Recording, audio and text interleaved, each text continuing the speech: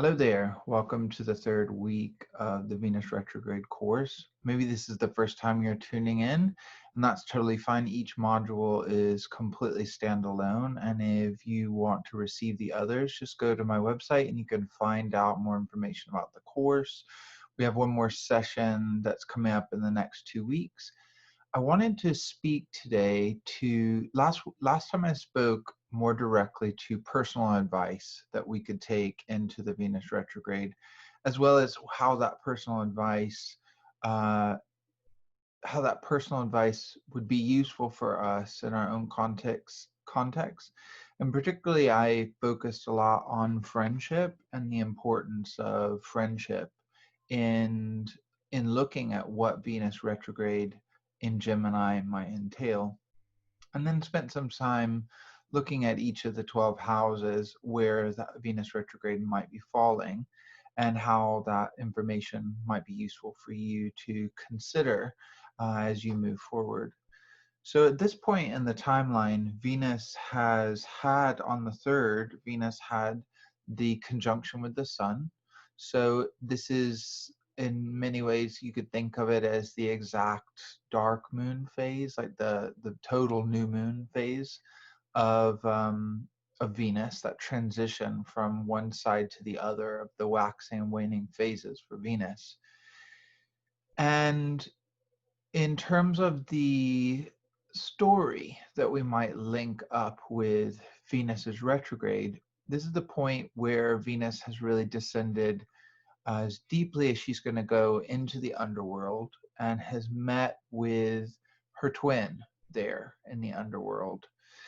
And I wanted to think about a few different things, I think, because obviously there's a lot that's still going on. I think many of us thought things might shift a bit. Maybe smooth. Maybe people thought this summer was going to be a smoother period. Um, I've always thought from the beginning that Venus retrograde in 2020 was going to be a really important signature because of the fact that Venus retrogrades only happen every 2 years. There's a lot of things about Venus retrogrades specifically in Gemini that are linked, I think, to important aspects of the time that we find ourselves in. And also, we already knew going into the summer that there was a lot going on. And the context that we were entering into the summer with from the rest of the year was already quite intense. And then the autumn will also present many challenging themes as Mars will enter into Aries and then spend an extended period of time in Aries and be squaring all of the various things that are going on in Capricorn. So there's a lot of things that maybe we thought the summer was going to be an easy summer. And for some of us, it may, the end of spring and the entry into summer may be one that is easy, but we see on the world stage that there is a lot going on. And I may be biased because I am from the United States, but however, I do think that the recent events that have occurred in the United States are really important for us to pay attention to, not only from a political standpoint, but also from the standpoint of how this context of the situation that began with the death of George Floyd has brought international focus on things as it relates, especially to prisons and police forces in the world, but specifically in the United States, and also the civil rights of people, particularly Black Americans, but civil rights of people and the way in which institutions that are there to control often do more harm than good when it comes to certain aspects of a population, and how that brings into question broader things about the way we approach these things as a society. two things I think are going on. One, during the lockdowns, there was so much control and constraint that was going on that there is naturally a lot of libidinal energy that starts to build up because we don't have anywhere to really express it. So when a catalyst that is quite meaningful, like the events that have condensed around the death of George Floyd, come together, we do have a context to really release a lot of this pent up energy that has been ongoing.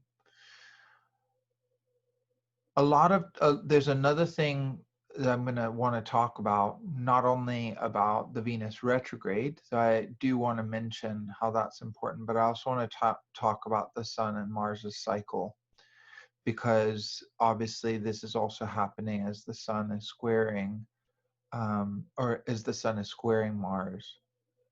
So let's start, where should we start? Okay, first of all, what I'd have to say is that it's been known for a long time, and while I think I've emphasized it at various points in this course, we haven't gone into a lot of depth about it, but the Venus's retrogrades, if we look to this idea that Venus is there to bring about a smoother social climate and a sense of unification, but also an eye on what is fair, and what is not. We can see how when Venus stations retrograde, and it really starts to change the way we as large groups deal with these themes.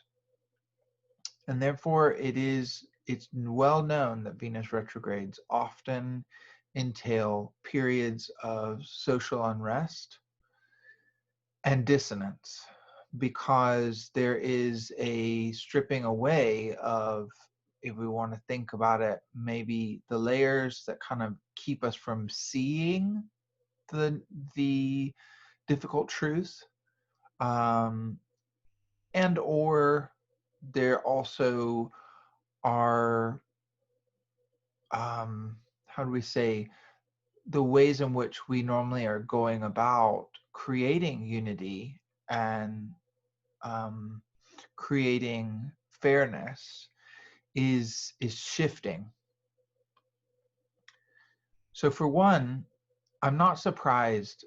It doesn't surprise me, given the symbolism of Venus going retrograde and the shift that occurs around social ease, and also facing the more difficult things that are maybe hidden below a level of social ease.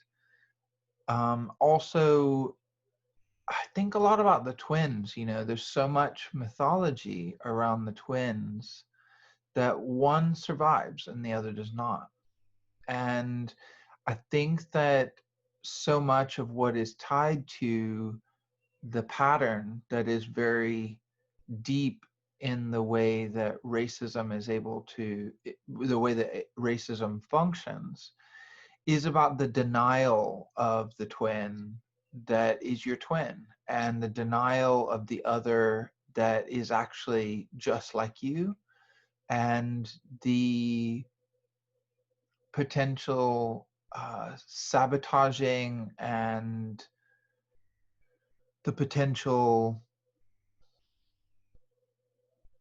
burdening to the point of death, the other, the twin that doesn't, the twin that doesn't make it. And this theme is one that I do relate to, Gemini. And I would say that it's really important for us to consider how Inanna, upper world Inanna, descending into the underworld to meet with her dark twin, is facing the truth of the hardship that dark twin has been has been burdened with, because it's all good and well to be, the party girl in the upper world, but it's a whole nother thing to be the one that holds down the fort in the underworld and does the hard work that is entailed with that. And so I do see some really important ideas that are present there. Also, I wanted to speak to Mars and the Sun's relationship. Back in September, I think September 20th of 2019, we had the last conjunction between Mars and the Sun. And again, this is, in some ways, we could think of it as Mars's the seeding of Mars's next cycle, and that happened around 17 degrees of Virgo. At that time, there was a T-square that was being enacted between Mars and the Sun at 17 degrees of Virgo, and Neptune, which was at 7 degrees of Pisces, and Jupiter, which was at 15 degrees of Sagittarius. So we are now on the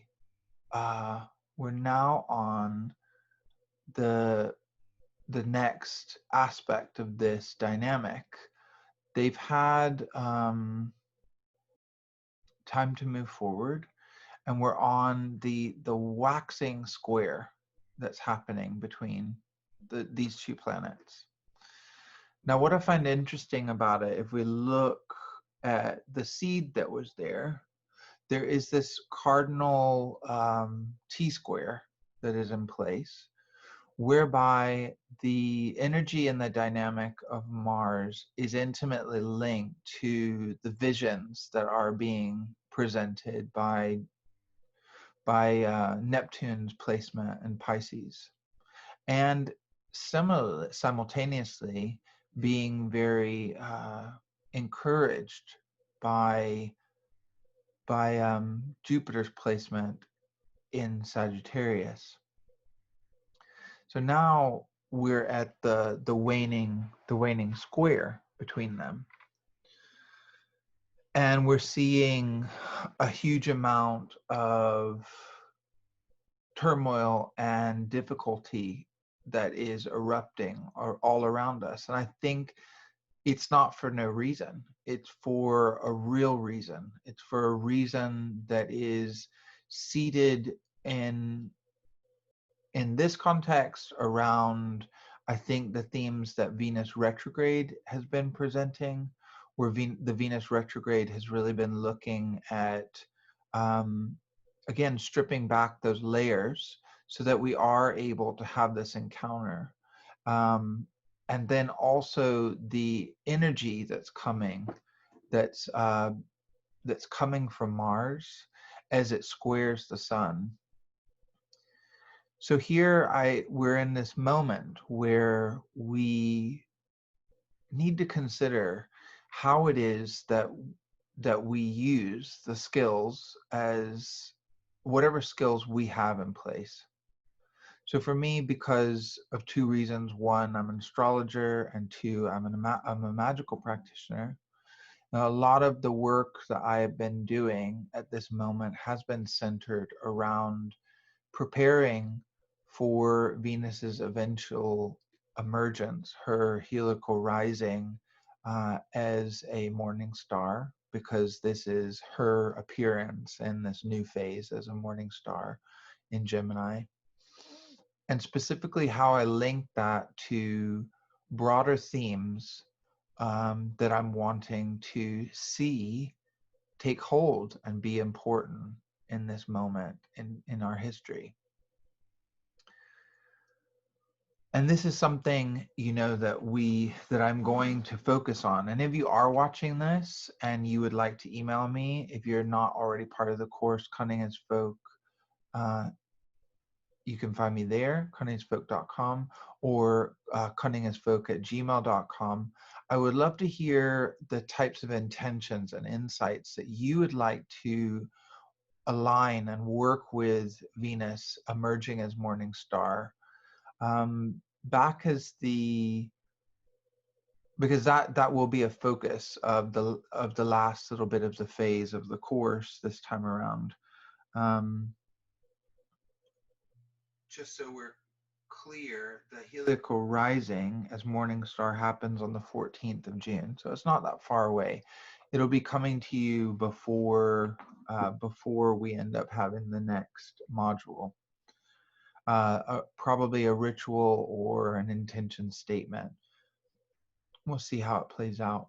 But I know as Venus was coming up to her conjunction with the sun, to me it was closely aligned, not exactly on the same day, but the week prior to that was the feast day of Saint Joan of Arc. And I kept thinking how Saint Joan of Arc is such a really good way of me understanding a lot of the dynamic that I think that Venus morning star and Gemini, particularly with all of this square coming from Neptune in Pisces, which is very much being adrenalized and heated up by Mars, while the sun is in that same location, bringing our focus, really bringing our focus there, stripping back the ways in which the social level of things is allowed to be able to intensify and take on a lot more unrest than it would under normal conditions. And we see how this is something that's so important throughout the world. So what does that have to do with St. Joan of Arc? I feel like the idea of Joan of Arc, one, as a woman, but two, as a member of society that was not seen as equal at the time, also being able to rally the troops, and be able to channel this divine inspiration that's coming to her, this vision. It wasn't clear to many people if Joan was mad or if she was mad or blessed or what was going on. But what I see is how what we really need with this emerging Venus as a morning star is the potential for her to be able to channel and also be able to lead the forces, in my opinion, that are aligned with this vision that is coming from this very specific moment of Neptune being in Pisces at this time that's manifesting for us, of the dream of a world that is much more freer of boundaries. And we've all been living under such intense bounded conditions, most of us, for so long, as a whole group in the short term. But then how does that energy translate into those who've been living under controlled conditions, unfair conditions for generations? And what can we do about it? And I think that tapping into that vision, lending our whatever support we have that we can give to seeing that we are on the right side of history. It's very important. I think that expression at this moment is very important. So imagining, I think this dream of a world that is free from a police that is abusive, controlling, manipulative, and rules with an iron fist through force. And the idea of a prison system which is there to pad the pockets of the wealthy and be able to imprison people who really have no business being in prison, and a system that we've known for hundreds of years is completely broken. It's a moment for us to face, yes, it's stripped back, the social reality of it, the emotional reality of it. It's stripped back, it's very raw. And it's time for us to hear the message that comes from the twins or the twin that has carried the burden and been neglected, and for that to change us, you know. And if you are that twin, this is your time. It's your time to speak, and I think the whole world is listening, you know. And for those of us who know of the power of whatever you want to call it, magic, if you want to think of it as our psi capacity, the potential of our ability to use the mind, be it through prayer or through enchantment, to engage in a productive way with the world. This is a moment for us to turn to the things we know work to be able to lend our support. So that's what I'm going to be focusing on the last little bit. I would love to hear your own ideas around this. Please email me. Those of you that have stuck around for long enough to finish this video. And I wish you all the best that you can possibly be in this moment. You know, we are literally in a time where we will reflect back and think that this was a time of so much change, you know? And what does it mean for those of us that might feel like we're the light twin, the upper world twin, to connect with the underworld twin at this moment? And how does being changed by that allow us to move forward in a way that is fairer and more just, and really addresses the multiplicity of voices I think Venus and Gemini is able to really entail in a way that is so needed at this time. So I wish you all the best, and please get in touch with me if you have any questions at all. And I would love to hear what intentions you would like to focus on, because I would love to mix them in to the final bit of magic that we're going to do in this course. Thanks so much. Bye.